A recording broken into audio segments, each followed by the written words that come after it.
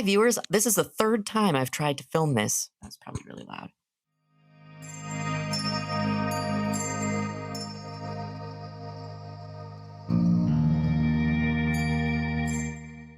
We've got a bunch of very short entries. We'll be going through them quite a bit faster, and also there will be more of them than the last episode. Although in the past 2 attempts I did of this video, I did go off on several very long tangents. So who knows if this video will be actually shorter than the other one. Probably won't.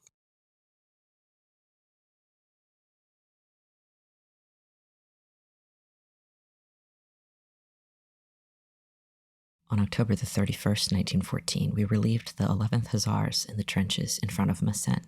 About 8 o'clock, as we were going up the road to Messines, we got the order to keep to the right of the road as it was being swept by rifle and machine gun fire, as the Germans could see right down it during the daytime and sent some rounds of ammunition down it during the night. Well, we arrived at the village where the barricade was. There we found a few 11th Hussars, and they said it was rather a warm place, and advanced along it for a quarter of a mile. Then we got the order to cross the road to the trench. We'd been in the trenches about an hour when we had our first man shot dead, being shot from the back, as I know for a fact, as he was a mate of mine and stood next to me. And I stooped down to see what was the matter with him and saw that he had been shot through the head. Well, after that, all was quiet for the rest of the night, till just before daybreak when we heard the Huns sound reveille on their trumpets. Then, just as the day was breaking, there was a great shout, and of course the Huns advanced. We had orders to open rapid fire, which we did, but could not see the Huns until somebody shouted out that they were behind us. Captain Grenfell VC, our officer who was there, turned around and said they were our Indian troops, but one of our chaps turned around and swore at him and called him a fool. He took out his glass and had a look at them. He then turned around and said, "By God, there are Huns men. Half of you get to the back of the trench, and the other half the front." There only being about 16 men and a machine gun in the trench, you understand our feeling when we had about 1,000 guns at the back of us, and more than that in front, with most of our rifles choked with dirt and our bayonets fallen off our rifles. One of our chaps went round the next day to ask the chaps how their rifles were working, but found no one there. Service number 4997 was a private with the 9th Lancers, L Squadron. He also served with the 15th Battalion, Royal Warwickshire Regiment, under the number 32991. He resided at 6 Claremont Street, Brighton, Sussex. His next of kin was his father, William Henry, and his mother, Ellen. He was killed in action October 26, 1917. He received the 1914-15 Star, which means he enlisted in 1914 or 1915, and the British War Medals for his service, as well as a memorial death plaque of World War I. He is commemorated at the Tyne-Cot, I don't know if that's the correct way to pronounce it, Memorial, Passchendaele, Arrondissement, Ypres. Ypres. Mr. A.C. Haynes has more of a paper trail than other soldiers who did not die, because soldiers who did die, whether it was of wounds or in action or unknown, they had more of a paper trail because they had a register of effects, which was just documenting what was on their ID tag and when they died and what they had on them, what was sent to their next of kin. So he has one of those. And he also has a weekly casualty list missing in December. So 2 months transpired between when he died and when he was reported missing, which means that it was probably longer before his family got confirmation that he had been killed.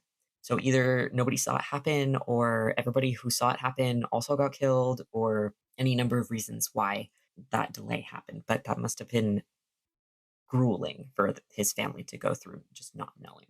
That's really all I have for Arthur C. Haynes. But his entry is an interesting example of the tone dissonance that is really common in these autograph books and in general from soldiers writing about their experience. It's kind of striking. You'll read an entry by some guy like Arthur Haynes, and it will, like him, say, "My friend got shot right next to me," or "I'm sorry to say he was blown to pieces," or "Oh yeah, a dud shell fell into our dugout and we thought we were all gonna die, haha." This very jokey, lighthearted tone that is just so incongruous with the events that are actually taking place. This is not an accident. Culturally and psychologically, it actually makes so much sense. When writing to a woman, especially, this was Sister Lance's autograph book, so these men knew that it belonged to a woman, and you were a man. If you were writing to a woman and you were a man, you did not give any clues about whether your life was bad. It's a little more pronounced in letters, I think, than it is here, because here he's saying, "Oh yeah, our first man was shot dead because he was standing right next to me and he got shot through the head." That would not make it into a letter to a guy's mom because they were more likely to write to mothers than fathers, the family at large. That was just like a cultural thing. A lot of the stuff in this entry would not have made it in. I think what would have made it in and not get censored, it would be something like that night we relieved another battalion. You couldn't say the date, you couldn't say what time it was, you couldn't say who you were relieving, you couldn't say where you were. The place we were going to said that it was pretty bad. That's what it means when it says like a warm place, a hot place. That means the fighting's pretty intense and, it's dangerous. Yeah, we were fighting some Germans and our captain was like, "Oh yeah, we're fine." But then there were Huns behind us. That that is probably the most that would make it into a letter if I had to make an educated guess. It would probably also contain things like, "Yeah, it's been a little rainy, but we've got our spirits up. We're having a good time. It's a game. We play football every day." We know now, reading it on the other side of the war. Second Hamilton reference in this video. I am so sorry. Now, looking back with hindsight, we can see how incongruous it was. The people at home had no idea. They were bored of the war. They were like, okay, yeah, they're just over there playing football all day. And it's kind of dirty, so we'll send them some soap. Meanwhile, this guy's best friend was shot next to him. Another factor to account for that is because men were not allowed to emote, which was why shell shock was such a big thing. But we'll get to that.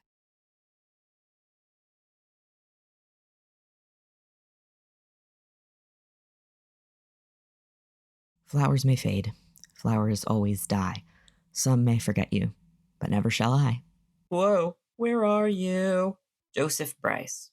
Probably not a lot. Yeah, just the metal roll paperwork. Joseph Bryce, service number GS/78136, was a private in the 4th Royal Fusiliers. He received the Victory and British War medals for his service. Sometimes that's all you get. Not only is it just disappointing because these guys exist and this is all that's left of them, like I could scour ancestry.com and websites and go on a forum and specifically be like, hey, I found this guy. Do we know who he is? There's literally no guarantee that there's anything else that exists about him in the world, which troubles me greatly. I try not to think too hard about it because if I do, then I end up crying. That's it for Mr. Bryce.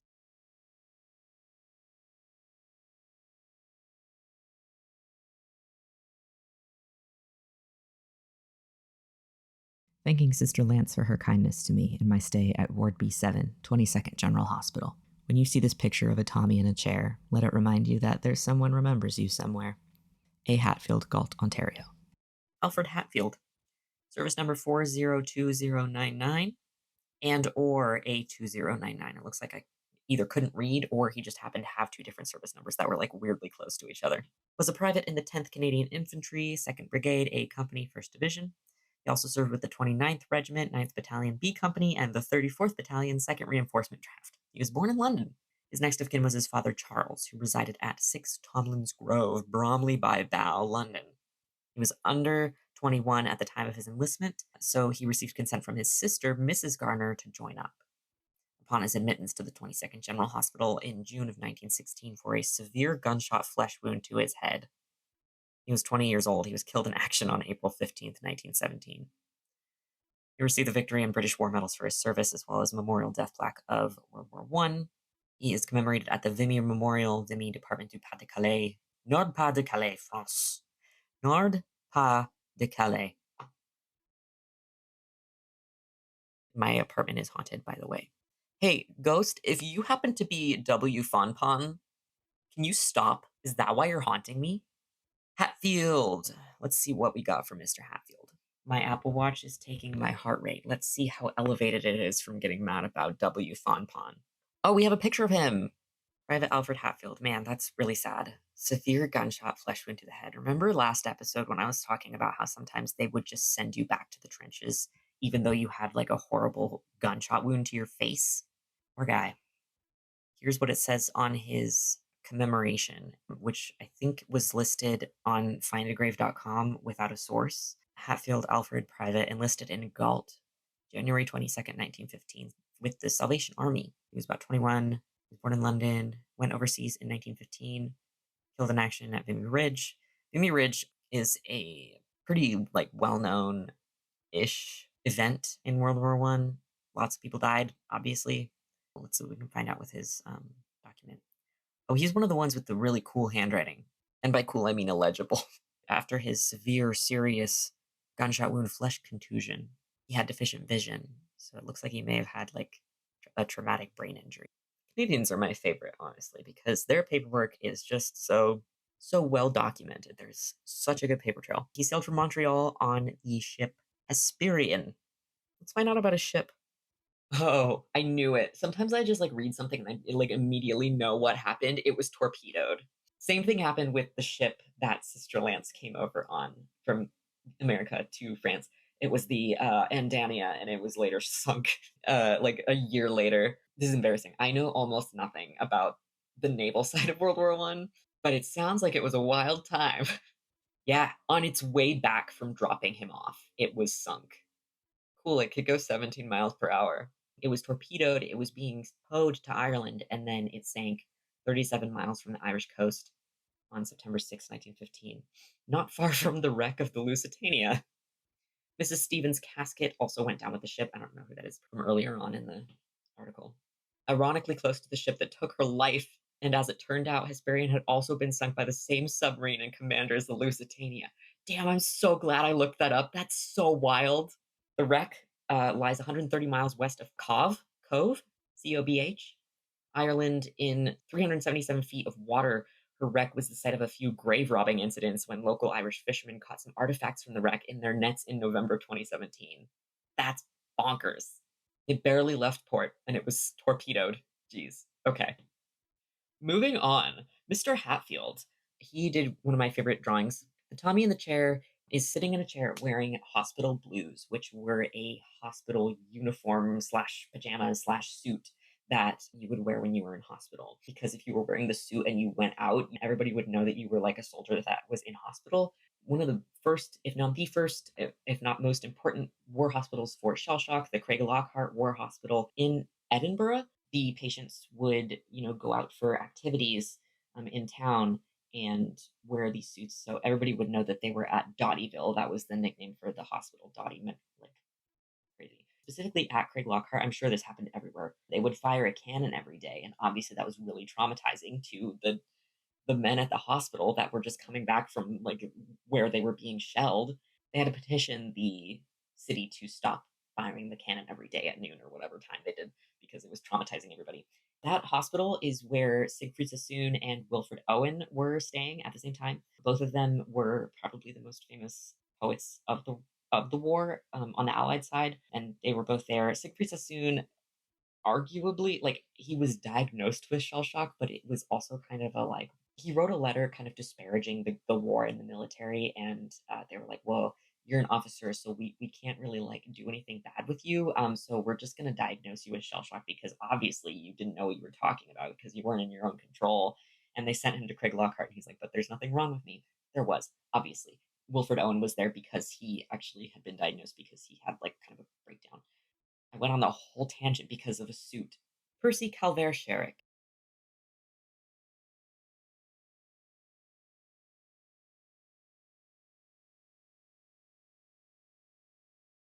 In my dugout last night, I lay thinking.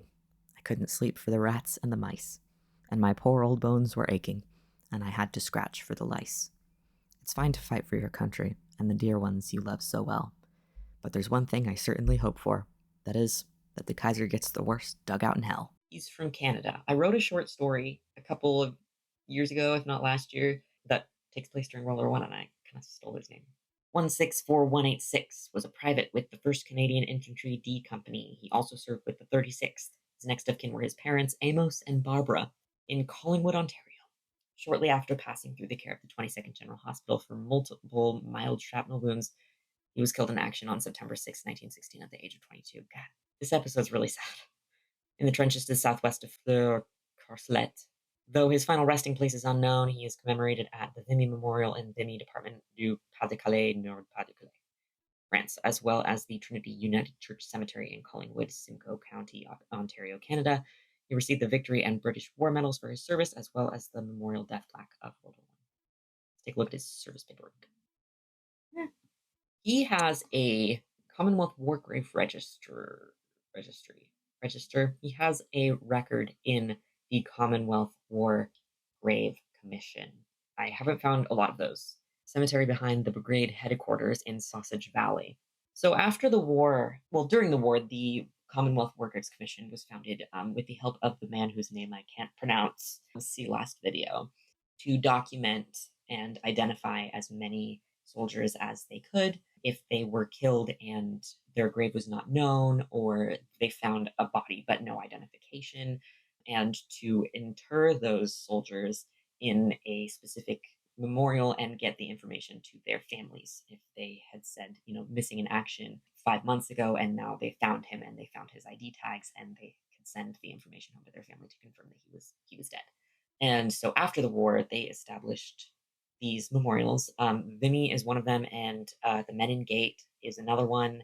Tomb of the Unknown Soldier actually has its roots in World War One. Like it originated from World War One because so many people had died that the government and I think a specific chaplain wrote to somebody in the government saying, "Hey, we should have this because so many of these men are unknown and their families don't have anywhere to grieve." And so they went to battlefields after the war and found an anonymous soldier. They didn't really find an anonymous soldier. What happened was they were saying it was anonymous, and they had a man go and choose from several different bodies that they had brought back, ostensibly to make it anonymous. But they went to battlefields that were only from 1914 and only where certain battalions had fought and only where officers were known to have died. They conveniently finagled it so it was a white British officer.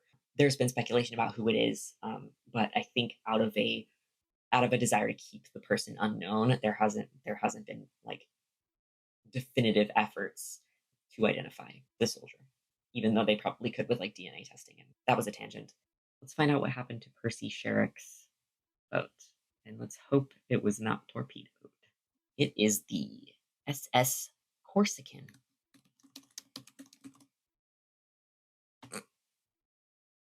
Okay, it was the sister ship of the Hesperian.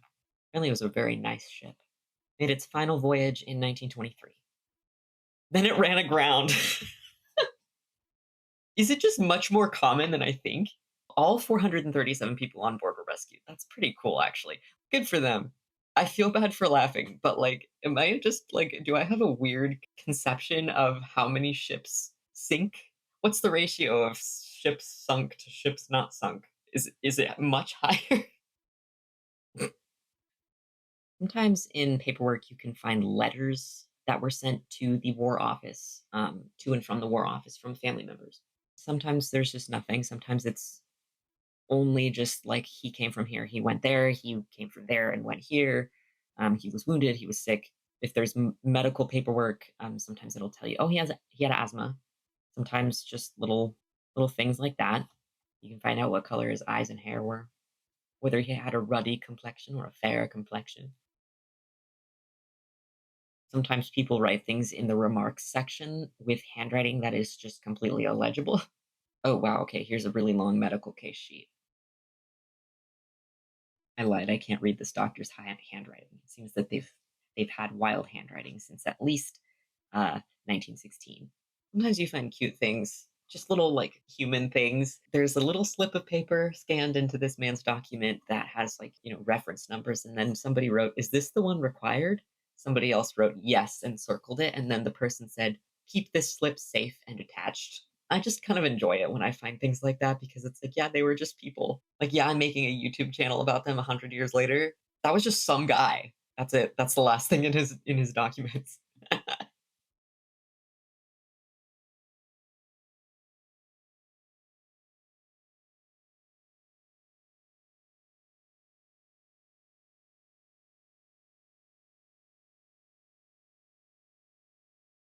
Driver F.C. Westcott drew the Tsar of Russia.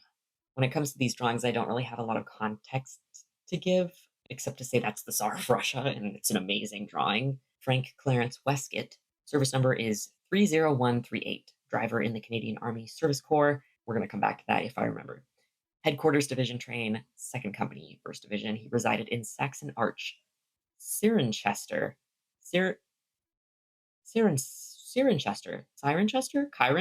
That's a very interesting name. Gloucester. But he had moved to 572 Bronson Avenue, Ottawa, Canada. He listed his occupation as civil servant and stated that he had served 2 years with the Gloucestershire Regiment. His next of kin was either his father Frederick or his wife Beatrice. He was admitted to the 22nd General Hospital on June 5th, 1916, for a fractured left foot at the age of 28. He received the 1914-15 Star, Victory, and British War medals for his service. Piercy passed away in 1980 and is buried at the Capitol Memorial Gardens in Ottawa. Yeah, so when you have the paperwork of Canadian or New Zealand or Australian soldiers, a lot of the time it will say on the front of the envelope that's scanned in there the date that they died. And from that, you can usually go to findagrave.com or ancestry.com and put the date in, and sometimes there's pictures of his grave or him, or you can, there's like a please contact me if you find any information about him from their family members. That's happened a couple of times, so that's fun. Let's find out what's in his service paperwork. He had a large mole near his belly button. They put the identifying marks there specifically to have identifiers if they were killed or if they were injured and couldn't identify themselves. Sometimes the stuff that they put in the paperwork is just like, why that? Why that? He was discharged on demobilization. That just means that he was discharged when the war was over and then after they sent them back home. Fracture of the foot.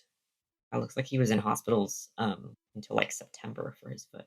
He enlisted really early on in the war, 1914, probably because he was British. Or even if you lived outside of Britain at the time, you could get a boat back over there and enlist with the British forces. A lot of people did that. There was actually like a surprising amount of these soldiers that were living in Canada, but from England originally. Wonder if his boat sank. The Army Service Corps. The Army Service Corps kind of got a bad rap because they were in charge of supplying food and provisions and supplies and stuff to the people at the front. They were considered kind of like they had like a cushy job, like their job was bougie and they always got the first pick of the food. The joke about Tickler's jam is that the only flavors to reach the trenches were apple and plum. It was one jam because the ASC always got first pick of the jam. So of course they would take the strawberry for themselves. It remains to be seen whether that was like actually true or if they were just like giving them shit. But yeah, there was a lot of like jealousy and resentment there. I like when there's a blank page that just says remarks and nothing else. 8 New Orchard Avenue. Fracture of the foot. It wasn't trench foot. Maybe this is the guy with the I think this is the guy with the x-ray. I don't know why that like makes me so happy that there's just an x-ray of this man's foot. Like maybe they needed it to get him some kind of compensation. Maybe they like needed proof that it wasn't trench foot, and so they took an X-ray of the foot to be like, yeah, it's a broken foot. It's not trench foot, and then they could pay out for his injury because leaders of battalions were actively punished if a lot of their men had trench foot. So it was very important for men to try not to have trench foot, which was basically just keep your feet dry, which was of course impossible because they were up to their elbows in mud all the time. He had gastritis. Big mood, buddy. Gastritis was a very common diagnosis to see in these documents because obviously they were not eating well. They were eating plum and apple jam and like demon spam and tea made out of dead body water and horrible stuff. Like just it was just bad. So a lot of them developed stomach issues, or they developed stomach issues because of stress, because their nervous system was super messed up. Very common to see gastritis or gastroenteritis or stomach ulcers and stuff like that. My stomach is bad because of my nervous system. I do not eat plum and apple jam. I eat strawberry jam like the Army Service Corps man that I am. What ship did you take over there, Mr. Weskett? It doesn't want us to know. He has nice teeth, or does he? 17 extractions. Usually on this paperwork, they show the teeth crossed out if they've pulled them. But that one says 17. He had 17 teeth pulled. I need to do like a more in-depth study of how many men in the Canadian ones, because the Canada documents are the only ones that have dental information at all. Unless that was like, oh yeah, he lost teeth because he got hit in the head or something. I need to do a deep dive into what the Canadians' teeth looked like. I want to know about your boat, Mr. Weskett. Tell me about your boat. We may never know. Crushed foot. Oh, this is definitely the one with the X-ray. Maybe not. There must be a second one that had a crazy foot wound. He absented himself without leave for 5 days in 1914, and he forfeited 7 days of pay. He absented himself without leave again. Mr. Westcott, you little scoundrel. I could have sworn this was the guy with the foot. I could have sworn. I'll find him eventually. There is a guy in here who has a foot X-ray. Maybe that would be bad to show on YouTube. Would that get me canceled? But for showing somebody's foot?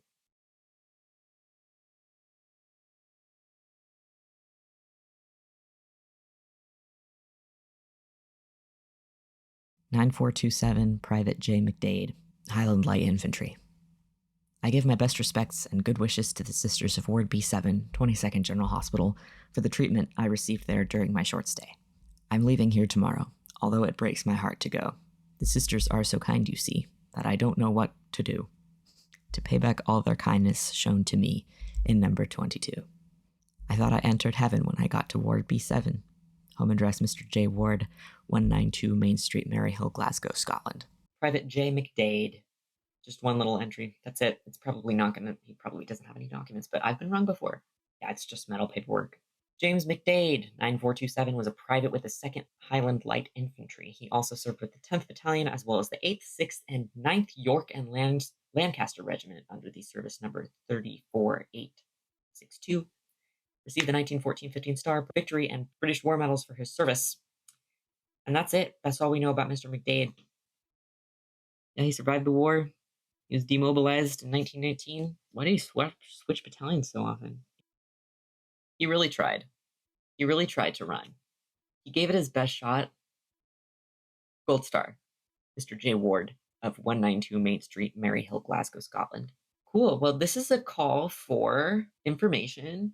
If the descendant of Mr. J. Ward of Glasgow, Scotland happens to come across this video, I would love to know, because I currently don't have any information on him besides what he gave us. That's how it is sometimes. Lance Corporal W. Evans. This is one of my favorite entries.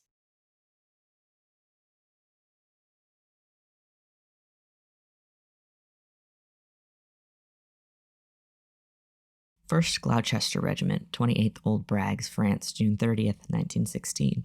I left England in March, and after a short stay at the base, our draft was sent out to the front. On arriving there, the first night we were sent on fatigue, on top of a mine just outside of Morocco, and then began our experiences under fire. We'd been at work for about 2.5 hours, filling sandbags out on top, about 25 yards from the fire parapet, when we were spotted by the hounds, who opened fire with machine guns. We could do nothing except lie flat on the ground, and the farther you could push your face into the filth, the safer you felt. They kept at it for about half an hour, and then we managed to scramble back into the trench, all safe, except one who was hit in the back and killed instantly. Then we returned to billets in Les Babris, and the following day the enemy started shelling us at dinner time. We were all ordered into cellars, but there was not room, and 4 of us, 3 lance corporals and 1 private, stayed in the kitchen and went on having dinner. But about 5 minutes later, a 5.9 shell came through the back window and exploded in the kitchen, instantly killing my chum, Lance Corporal Edwards, and the private, a nice fellow named Geoffrey Favre. But myself and the other corporal got out with a smack in the face with a brick, and a shaking.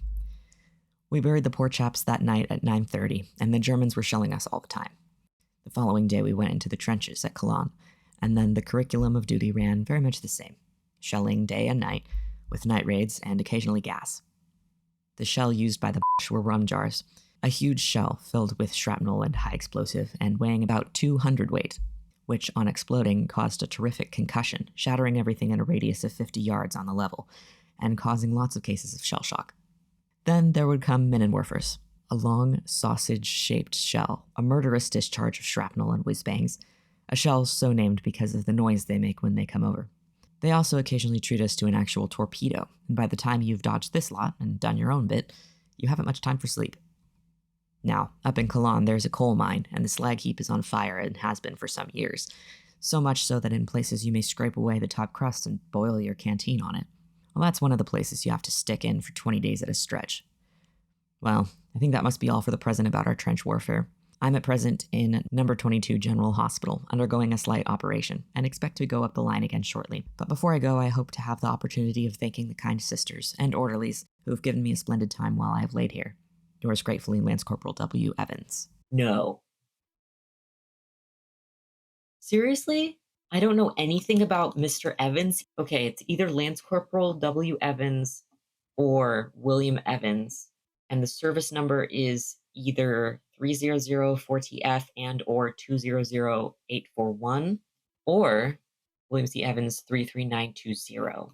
That is wild. 1st Battalion Gloucestershire Regiment. Well, I really like his entry. It's one of my favorites because I think it has some of the most like vivid imagery and pretty darn good writing. It talks about so much, like so many different experiences that a soldier might have had. I do need to give a caveat because there is a very disrespectful word for Germans that was used during World War One. The other nicknames, Jerry and Fritz, not kind, but they were not as charged as this one. I really like this entry. They also occasionally treat us to an actual torpedo, and by the time you've dodged this lot and done your own bit, you haven't much time for sleep. Ain't that always the way? I really want to find him. I want to find him, and I want to find Mr. Ward. We got Private James McKay, Seaforth Highlanders.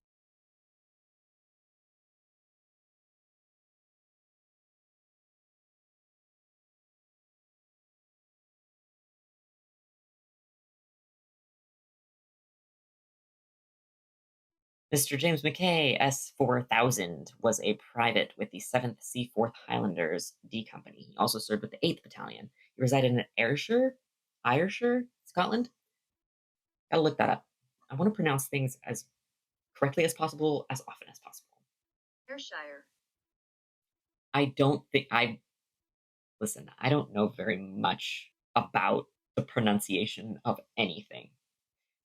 Obviously, I misspeak and say words wrong all the time, but something is telling me that they don't say it like that. Ayrshire. That doesn't feel right. If I'm wrong, please correct me in the comments. All right, so he was from Ayrshire, Scotland. He was discharged from the military due to wounds in 1919, received the Victory and the British War Medals for his service, as well as Silver War Badge number B174560. When he passed through the care of the 22nd General Hospital sometime in 1916, he was 20 years of age. Mr. McKay, what do we know about you? It's so funny that I'm like, oh yeah, I could like recite this in my sleep, and I forget everything I've ever learned as soon as I'm like in front of a camera. Okay, he's got medal paperwork, and that's about it. He was one of many McKays in the Seaforth Highlanders. He wasn't discharged until 1919, but it was due to wounds. Interesting. He did enlist. Whew. How is that possible? Oh, yeah, he enlisted like 10 days after the war started, and he was there until 1919. Jeez, I can't even imagine, honestly.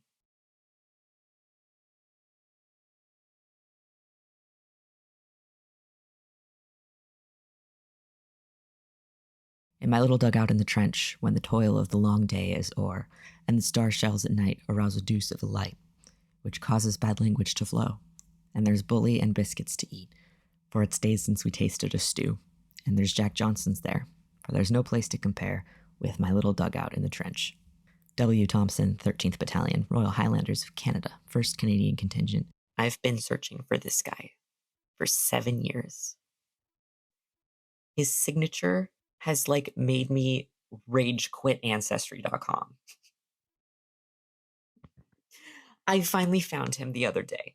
It's really hard to communicate how exciting that is to someone who has no interest in this experience or has just never had this experience, because like it's one guy. He wrote a poem and he was from Canada, and that was all I knew about him, and his signature looks like W. Fonpon. Look at it. Fonpon. I couldn't read if it was 1/3 Battalion or 13th Battalion, because sometimes they would put the one like, first contingent and then dash and then 3rd Battalion. I searched 1,000, if not more, service records to find this man. This is the only signature that like it's so similar that it's him. Anyway, Mr. Fonpon of the 13th Battalion of the Royal Highlanders of Canada. We did it, chat. We found W. Fonpon. I thought I had found his paperwork. I was wrong. The signature was so similar that I was like, there's no way this isn't him. But it was not him. I found his correct paperwork today only because I wanted to find his signature and show you how similar it was that it was proof that it had to be him. Then I realized I had never actually downloaded it because this man is a curse upon my life. So I had to go through those several hundred records, which were easier to search because Canada updated their archives website since the last time I was there. Thank God. So I had to go through like maybe a couple dozen before I found him rather than 1,000. I opened up one and I was like, okay, this isn't him. That's not the same signature. I scrolled through just because if I missed it, I would be mad. And then finally it came across the medical casualty paperwork and it said 22nd General Hospital. And I was so excited at like 7 this morning. Let's hear about William Thompson. Was a private in the 13th Battalion Royal Highlanders of Canada, Black Watch. He was born in Swansea, South Wales. He listed his sister, Miss L. Thompson, as his next of kin, but his pension was payable to Miss Blanche, a Savage of Magog, Quebec, who appears to have been his fiancée. At the time of his attestation in September of 1914, he listed his trade as chauffeur. Upon his admittance to the 22nd General Hospital on June 1st, 1916, for a gunshot wound to the right thigh and temple, he was about 35 years of age. Again, that is old compared to the vast majority of people who enlisted. He would have been considered an old man in the trenches. He was discharged as medically unfit for further service on the 5th of September 1917 for shell shock due to being buried in a shell explosion at Ypres. After the war, he moved to 177 Selby Ave, Westmount, Montreal. Yeah, he's one of the few men in the record books that was discharged or hospitalized for shell shock. A surprisingly small ratio, all things considered. It may be in their medical paperwork, but he might be the only one who was discharged because of it. And it's interesting because he was discharged in 1917 because of shell shock. So before the war, what we would qualify as PTSD or depression or any kind of neurosis, basically, was kind of fashionable. It was considered, you know, how people are like, oh, you're doing it to get attention. That's kind of what it was considered for the upper class gentlemen with their delicate and refined constitutions would suddenly fall ill from neurasthenia. That's what they called it. And it would manifest as kind of like, you know, melancholy and trembling and, you know, night terrors and kind of what you think of when you think of like a Victorian, you know, like fainting couch type stuff, but for men. For women, it was just hysteria. At the beginning of the war, it was qualified as a wound. If you fell ill with neurasthenia and you were an officer, it was treated pretty legitimately because you were considered to have kind of more refined brain and like of course you know how to deal with your emotions because you're a true man, you're a refined gentleman. When it started happening to the rank and file, so privates and non-commissioned officers, it manifested more physically as it was a phenomenon that it manifested physically. It isn't known to manifest as physically here in our current time period. We think of PTSD as like flashbacks and night terrors and hearing like a firework and having to crawl under a table. For World War One soldiers, PTSD in the non-commissioned officers and among the privates, it manifested very physically as blindness and mutism and paralysis and uncontrollable tremors and other physical symptoms that we today might not associate with that kind of mental affliction. At the beginning of the war, it was considered a wound. You were afflicted with these physical symptoms, so it was a wound. And you would get wound pay. Like you would get in pay as if you had received a gunshot wound or any kind of like laceration. If you had to be hospitalized for it, it was a wound. They called it shell shock because they recognized a lot of the same symptoms with hysteria in women, but they couldn't qualify as hysteria because hysteria was for women. So they put some thought into it, and some like medical professionals were like, well, it seems to happen when men are buried by a shell or are near a shell when it explodes. They didn't have a very good conception of what actual shock was. They knew it was some upset of some delicate system in the body, and people were more likely to die if they started experiencing these symptoms, shell shock. As the war went on, the symptoms were kind of standardized in the medical community. They stopped considering it a wound. They classified it as a sickness. So you would no longer get a wound stripe. You might get the Silver War Badge. if you were discharged due to sickness or wounds, you got the Silver War badge. The association of it with like a more legitimate wound kind of went away because they had trouble classifying it. Although there were certain recognized symptoms, they didn't quite have criteria that was really solid, and it was very dependent on who was making the calls about the diagnosis. People who were more skeptical and were still of the opinion that men, if they weren't in control of their emotions at all time, they were not legitimate. They were malingerers. Malingering was what they called it when you were ill and then you seemed to be ill for much longer than was expected. Obviously, they didn't know about nervous system and vagus nerve and the things that we know about today with how your mental health is related to your physical health. And we still have remnants of that today where if you are depressed, you're just not trying hard enough. You just need to like learn how to think positively, and all these very simplistic diagnostic platitudes that people throw at you when you say that you are mentally ill or when you show any signs of being mentally ill. So over time, they stopped classifying it as a wound, started classifying it as a sickness.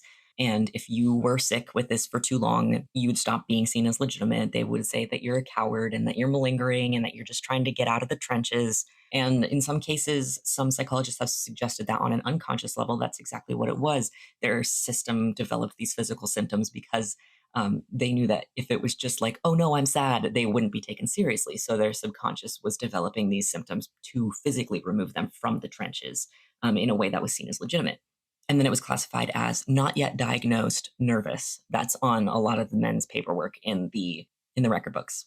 Not necessarily when they were admitted to the 22nd General Hospital, but at some point, a lot of them had that on their paperwork. I think only 2 or 3 have neurasthenia, and that so if they had that, that was usually at the start of the war. And so the fact that William Thompson, I keep wanting to say Fonpon, William Thompson was discharged because of it, that I think that's an outlier for 1917.